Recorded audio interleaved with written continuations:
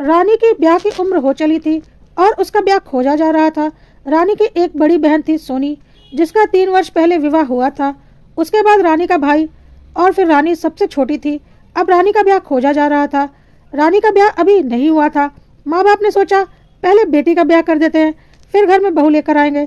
रानी भी अपने सपनों के राजकुमार की खुशियों में खोई रहती थी और अपने आने वाले जीवन के सपने देख रही थी। लेकिन तकदीर को कुछ और ही मंजूर था। रानी की बड़ी बहन सोनी, पता नहीं अचानक उसे क्या हुआ कि वह दुनिया छोड़कर चली गई। और उसकी एक छोटी बेटी थी जो कि 1 वर्ष की थी। अचानक एक दिन सुबह सोनी के सीने में दर्द हुआ और अस्पताल ले जाने से पहले ही उसकी मृत्यु हो गई। डॉक्टर ने हार्ट अटैक की बात कही। किसी ने सपने में भी नहीं सोचा था कि इतनी कम उम्र में ऐसे हार्ट अटैक से सोनी की मृत्यु हो जाएगी। घर में मातम पसर गया। कहाँ रानी की शादी खोजी जा रही थी और कहाँ घर की बड़ी बेटी की मृत्यु हो गई। ऊपर से उसकी एक छोटी बच्ची। किसी को समझ में नहीं आ रहा था कि क्या करें। इसी तरह से करीब 2 महीने का वक्त बीत गया और सब कुछ सामान्य होने लगा।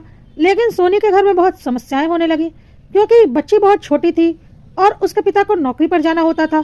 बच्चे की माँ नहीं थी, तो सारी जिम्मेदारियां दादी के ऊपर आ गई थी और दादी बूढ़ी थी, उनसे यह सब कुछ नहीं होता था। इसलिए सोनी की सास सोनी के पति को दूसरी शादी करने के लिए दबाव डाल रही थी और बोल रही थी, इतनी छोटी बच्ची को मैं नहीं देख सकती, तू दिन भर ऑफिस में रहता है और बच्ची को माँ की जरूरत है, तो तू दूसरी शादी कर ले, क्योंकि ऐसे तो काम नहीं चल पाएगा। सोनी के पति को भी ऐसा ही लगने लगा था कि अब वह घर और ऑफिस दोनों जगह को नहीं संभाल पाएगा और उसे दूसरी शादी करनी ही पड़ेगी। इधर रानी के घर में रानी की शादी तो खोजी ही जा रही थी।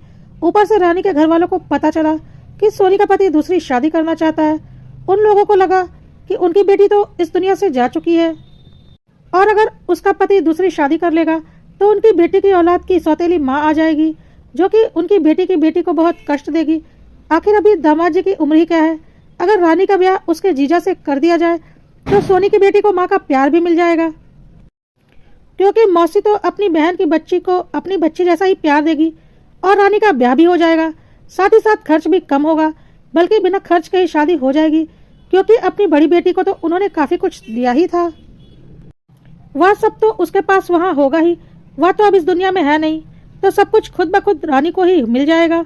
और एक शादीशुदा आदमी से दोबारा शादी करने में कोई भी लड़की वाला कुछ नहीं देता, बस अपनी लड़की विदा करता है। यह बात तो सब जानते ही हैं। इस तरह से उनका शादी का खर्च भी बच जाएगा और रानी की शादी भी हो जाएगी।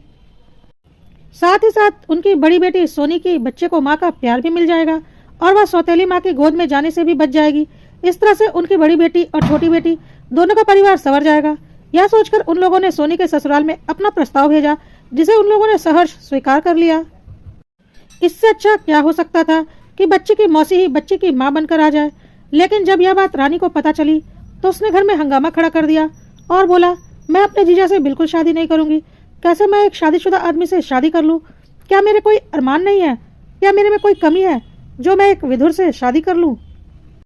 मेरी इच्छाओं का क्या होगा? मेरे में क्या कमी है जो मैं समझौते वाली शादी करूं? मैं क्यों किसी और की सौतेली माँ बनूं? ठीक है, मैं बच्चे की मौसी हूँ, तो मुझे मौसी ही रहने दो। उसकी माँ बनाने की क्या जरूरत? मैं यह शादी नहीं करने वाली, चाहे कुछ भी हो जाए। मेरे भी कुछ अरमान है। मैं एक शादीशुदा आदमी से शादी करके अपने सारे अरमानों को कैसे मार दूं? यह नहीं हो सकता। लेकिन रानी के घर वाले बिल्कुल नहीं मानने को तैयार थे। उनका कहना था कि तुझे तो अपने जीजा से शादी करनी ही पड़ेगी। इस तरह से दोनों के घर बस जाएंगे, तेरी शादी भी हो जाएगी और तेरी बड़ी बहन का परिवार बिखरने से भी बच जाएगा। सब कुछ तेरे हाथों में है, तुझे यह शादी करनी ही पड़ेगी। रानी ने बहुत रोना धोना किया, पर उसके मायके वाले नहीं माने और जबरदस्ती उसकी शादी उसके जीजा से करवा दिया। मायके वाले तो अपना स्वार्थ देख रहे थे कि उनकी बड़ी बेटी के बच्चे को माँ का प्यार भी मिल जाए और उनकी छोटी बेटी की शादी भी हो जाए, वह भी बिना किसी खर्च के। वैसे भी यह एक विधुर की शादी थी, तो उन्होंने कोई खर्च नहीं किया, सिंपल सी मंदिर में जाकर शादी कर दी। साथ ही साथ उन्होंने शादी में कुछ दिया भी नहीं, रानी को कोई जेवर तक नहीं दिए। उनका सोचना था कि सोनी को तो इतने जेवर दिए ही थे, तो दोबारा देने की क्या जरूरत, वह सब तो रानी को मिल ही जाएंगे। एक तरह से रानी का कोई हक उसके मायके वालों ने उसे नहीं दिया, साथ ही उसके सारे अरमानों को भी खत्म कर दिया। रानी को बहुत गुस्सा आया कि उसका जीवन उसके मायके वालों ने ही बर्बाद कर दिया और वह अपने मायके वालों से नफरत करने लगी। साथ ही साथ जब वह विदा होकर आई तो अपने ससुराल वालों से भी नफरत करने लगी और उन्हें भी खरी खरी सुना दी। रानी के जीजा ने जैसे ही उससे कुछ बोलना चाहा तो वह बोली, मेरे मायके वाले जितने गिरे हुए हैं उससे कम आप भी नहीं हो। आप भी तो अपने स्वार्थ में अंधे हो गए और सोचा कि आपके बच्चे को अगर उसकी मौसी ही माँ बनकर मिल जाए तो आपकी शादी भी हो जाएगी और आपका परिवार भी बस जाएगा और साथ ही साथ आपके बच्चे को माँ का प्यार भी मिल जाएगा और वह सौतेली माँ के चंगुल में जाने से भी बच जाएगी।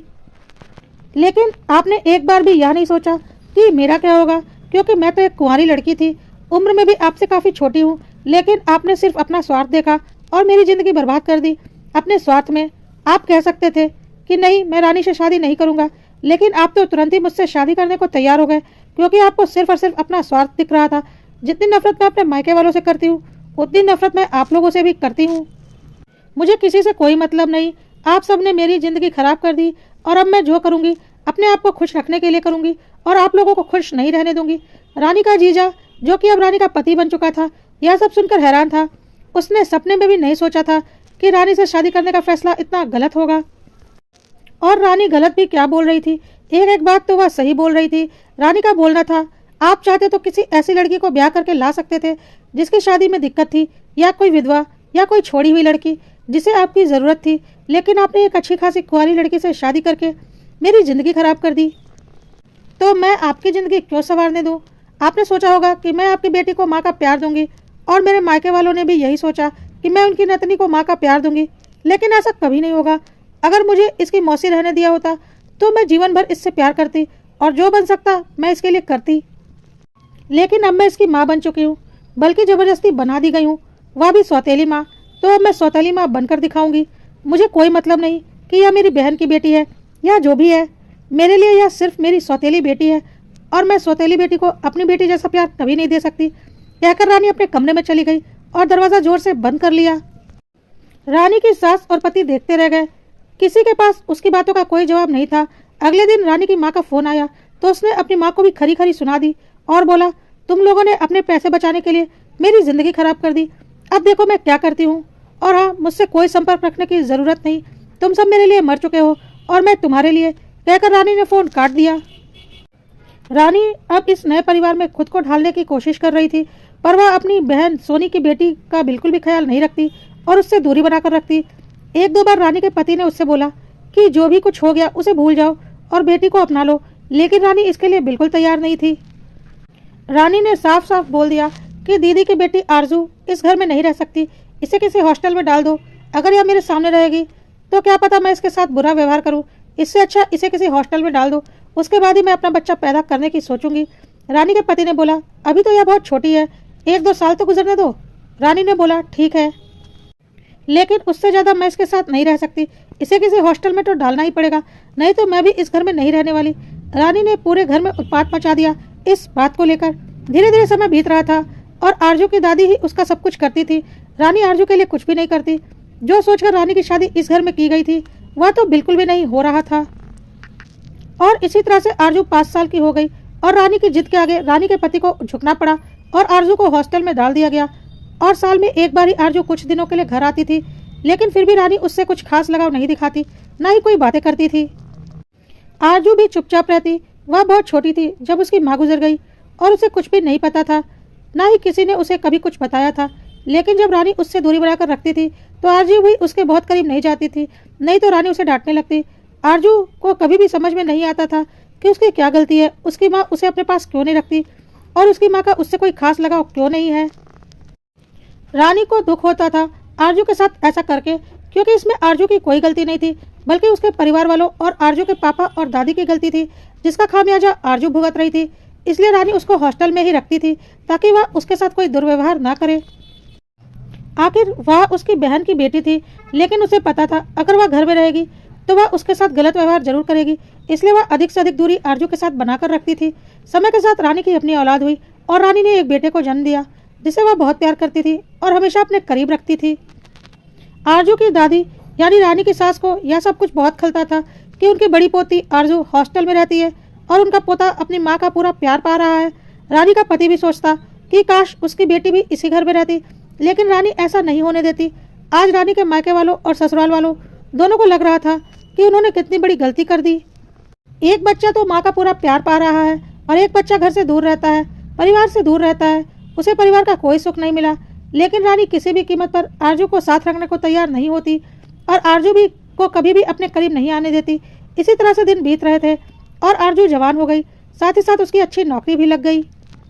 वह एक इंजीनियर बन चुकी थी। क्योंकि वह शुरू से ही हॉस्टल में रही थी तो बहुत ही अनुशासन में पली बड़ी थी, इसलिए पढ़ने में शुरू से ही बहुत तेज थी और उसने 12वीं करते ही इंजीनियरिंग की प्रवेश परीक्षा निकाल ली थी और अब वह इंजीनियर बनकर नौकरी कर रही थी। अब घर में आरजू की शादी की बात चलने लगी और देखभाल कर आरजू की एक अच्छे घर में शादी तय कर दी गई। अगले महीने आरजू की शादी थी। रानी को अब बहुत बेचैनी हो रही थी कि कितनी जल्दी वक्त बीत गया और आरजू की शादी भी होने को आई। जिस आरजू को उसने आज तक माँ का प्यार नहीं दिया था और अपने से दूर रखा था, आज जब उसकी शादी की बात आई तो रानी का मन बेचैन हो रहा था। उसे लग रहा था कि पता नहीं आरजू के ससुराल वाले कैसे होंगे।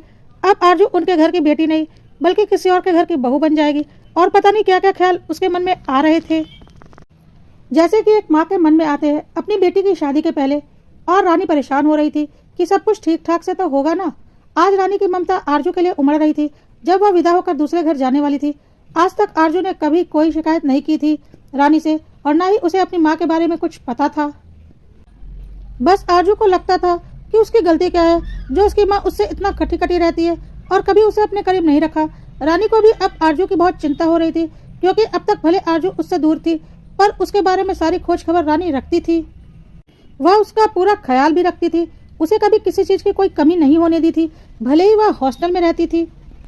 रानी अब कुछ वक्त आरजू के साथ बिताना चाहती थी क्योंकि वक्त के साथ धीरे धीरे रानी का गुस्सा भी ठंडा हो चुका था और जिस बात में आरजू की कोई गलती ही नहीं थी उस बात की सजा वह आरजू को कब तक देती। शादी से एक सप्ताह पहले आरजू घर आ गई थी। रानी ने आरजू पर बहुत प्यार जताया। पहली बार आरजू को माँ का प्यार मिल रहा था। हिम्मत करके आरजू ने रानी से पूछा, मम्मी एक बात बताओ, तुम जैसा भाई को प्यार करते हो वैसा मुझे नहीं करती। पूरी जिंदगी मुझे अपने से दूर रखा, मैंने कभी कुछ नहीं पूछा, लेकिन अभी तुम्हारा प्यार देखकर मैं हिम्मत कर रही हूँ पूछने की, यह सब तुमने क्यों किया। रानी ने कुछ नहीं बोला, चुपचाप उठकर वहां से चली गई क्योंकि वह आरजू को कुछ भी बताना नहीं चाहती थी। पता नहीं वह समझ पाती या नहीं समझ पाती। और अब जब रिश्ते करीब हो रहे थे तो फिर उन्हें क्यों दूर करना। आरजू ने दोबारा कुछ नहीं पूछा। आरजू की शादी हो गई और कुछ घंटे बाद आरजू की विदाई होने वाली थी। रानी आरजू के कमरे में गई और कमरा अंदर से बंद कर लिया और बोली, आज मैं तुम्हें कुछ बताना चाहती हूँ। मैंने आज तक तुम्हें नहीं बताया, न ही किसी और ने बताया, लेकिन तुम्हारा हक है यह जानना, इसलिए आज मैं तुम्हें सारी बात बताऊंगी और तुम्हें यह भी पता चलेगा कि मैंने तुमसे यह दूरी क्यों बनाकर रखी हुई थी और फिर तुम मेरे बारे में जो सोचना चाहो सोच सकती हो, क्योंकि इन सब में तुम्हारी कोई गलती नहीं थी, न ही मेरी कोई गलती थी। सब भाग्य का लिखा था। और रानी ने अपने जीवन की सारी कहानी आरजू को बता दी। सुनकर आरजू को यकीन नहीं हुआ कि रानी उसकी माँ नहीं बल्कि मौसी है। रानी ने सोनी की फोटो भी आरजू को दिखाई और बोली, यह तुम्हारी माँ है और मेरी बड़ी बहन सोनी। सोनी की फोटो देखकर आरजू को यकीन नहीं हुआ कि उसकी माँ अब इस दुनिया में नहीं है और रानी उसकी माँ नहीं बल्कि सौतेली माँ है। और रानी ने यह भी बताया कि इसी गुस्से की वजह से उसने आरजू को जिंदगी भर अपने से दूर रखा ताकि वह उसके साथ कहीं कोई सौतेला व्यवहार ना करने लगे। आरजू को कुछ समझ में नहीं आ रहा था कि वह क्या बोले, क्योंकि इसमें किसकी गलती है किसकी नहीं उसे कुछ भी समझ में नहीं आ रहा था। रानी ने बोला, ज्यादा सोचो मत, जो सच था वह मैंने तुम्हें आज बता दिया क्योंकि तुम्हारा हक था उसे जानने का। हाँ, मैंने तुम्हें कभी माँ का प्यार नहीं दिया, लेकिन अब समय के साथ मेरा गुस्सा ठंडा पड़ चुका है और मेरी कोई बेटी नहीं है, तुम ही मेरी बेटी हो और अब मैं तुम्हें माँ का प्यार देना चाहती हूँ, पर अब वक्त ही कहाँ बचा तुम्हें माँ का प्यार देने के लिए। तुम इस घर से विदा हो रही हो और मुझे अजीब सी चिंता हो रही है कि तुम्हारे ससुराल में सब कुछ ठीक तो होगा जैसे कि एक माँ को होती है। आरजू रानी के गले लगकर रोने लगी और बोली, आपने मुझे कभी माँ का प्यार नहीं दिया, लेकिन कभी सौतेली माँ जैसा व्यवहार भी तो नहीं किया। अच्छा हुआ जो आपने मुझे से एक दूरी बना ली अपने गुस्से को ठंडा करने के लिए। क्या पता आप मेरे करीब रहती तो मेरे साथ बुरा बर्ताव करती तो शायद हमारा रिश्ता और भी ज्यादा खराब होता, लेकिन अभी कम से कम हमारा एक अच्छा रिश्ता तो है। रानी ने बोला, हाँ बिल्कुल, तुम मेरी बेटी हो और हमेशा रहोगी। रानी ने आरजू को जेवरों का एक डब्बा दिया। आरजू ने जब उन्हें खोला तो देखा उसमें जेवर भरे हुए थे। आरजू ने बोला, यह कैसे जेवर है मम्मी, तुमने तो मुझे पहले ही काफी जेवर दे दिए हैं। रानी ने बोला, हाँ मैंने तुम्हें पहले ही बहुत जेवर दिए हैं, पर वह जेवर तो एक बेटी का हक है जो उसे शादी में दिए जाते हैं, जो मैंने और तुम्हारे पापा ने मिलकर तुम्हारे लिए खरीदे। और यह जेवर जो इस डब्बे में है यह तुम्हारी मम्मी यानी कि मेरी सोनी दीदी के जेवर है, जो कि मेरी शादी तुम्हारे पापा से होने के बाद मेरे माँ बाप और तुम्हारे पापा के अनुसार मेरे हो गए थे, क्योंकि मैं तुम्हारे पापा की पत्नी और इस घर की बहू बन चुकी थी। यही सोचकर और अपने पैसे बचाने के लिए मेरे मम्मी पापा ने मुझे शादी में कोई जेवर नहीं दिए। उन्हें लगा कि अपनी बड़ी बेटी को तो उन्होंने शादी में जेवर दिए ही थे, और अब वह तो रही नहीं तो उसकी जगह हमारी छोटी बेटी ले रही है, तो फिर उसे हम दोबारा जेवर क्यों दें? उसे तो वह जेवर मिल ही जाएंगे। और इस घर में ब्याह करके आते ही तुम्हारे पापा ने यह जेवर मुझे पकड़ा दिए थे, यह बोलकर कि यह अब तुम्हारे जेवर हैं। लेकिन मैंने आज तक इन जेवरों में से एक जेवर को भी हाथ नहीं लगाया, क्योंकि यह सोनी दीदी के थे और इस पर सिर्फ और सिर्फ उनकी बेटी का हक था, मेरा नहीं। क्योंकि मुझे पता है औरतों को जेवर से खास लगा होता है और हर औरत अपने जेवर अपनी बेटी या बहू को ही देना चाहती है। सोनी दीदी का कोई बेटा तो था नहीं, बस तुम थी, तो इन जेवरों पर तुम्हारा हक है। और जब तुम इन जेवरों को पहनोगी तो तुम्हारी माँ का आशीर्वाद तुम्हें मिलेगा। इन जेवरों को अपनी माँ का आशीर्वाद समझकर अपने पास रखो। आरजू उन जेवरों को छूकर अपनी माँ को महसूस करने की कोशिश कर रही थी। रानी ने बोला, बहुत संभाल कर रखे थे यह जेवर मैंने, और सोचा था तुम्हारी शादी में तुम्हें दे दूंगी, क्योंकि इन पर तुम्हारा ही हक है, मेरा नहीं। और हाँ, रानी ने कुछ पेपर भी आरजू को दिए और बोले, यह लो, यह भी तुम्हारा हक है। आरजू ने जब पेपर खोल कर देखे तो वह उसके पापा के दूसरे मकान के पेपर थे, जो कि रानी ने आरजू के नाम करवा दिए थे। आरजू ने बोला, यह क्या मम्मी, यह तो दूसरे वाले घर के पेपर है, यह मेरे नाम क्यों कर दिया? तो रानी ने बोला, बेटा यह तुम्हारा हक है, तुम भी हमारी औलाद हो, इस घर की बेटी हो, तो तुम्हारे पापा की संपत्ति पर तुम्हारा बराबर का हक बनता है। यह घर तुम्हारे भाई को मिलेगा और दूसरा वाला घर हमने तुम्हारे नाम कर दिया, क्योंकि वह तुम्हारे हक का है, और मैं तुम्हें तुम्हारा पूरा हक दूंगी, क्योंकि भले ही मैंने तुम्हें जन्म नहीं दिया, पर हो तो तुम मेरी बेटी ही ना। यह सब बातें सुनकर आरजू रानी के गले लग गई और रोने लगी। रानी ने भी आरजू को गले लगाते हुए बोला, वह घर अब तुम्हारा है, तुम जैसे चाहो उसका इस्तेमाल करो, लेकिन हाँ, मायका तुम्हारा यही रहेगा, जहाँ तुम्हारी माँ रहेगी और तुम्हारा भाई रहेगा। मायके के लिए तुम मेरे पास ही आओगी, मैं जहाँ भी रहूँ। आरजू को आज अपनी विदाई के वक्त सही मायनों में अपनी माँ और अपना मायका मिल गया। आरजू को आज अपनी माँ का पूरा प्यार मिल रहा था, लेकिन यह बस कुछ पलों के लिए था, क्योंकि उसकी विदाई का वक्त आ चुका था।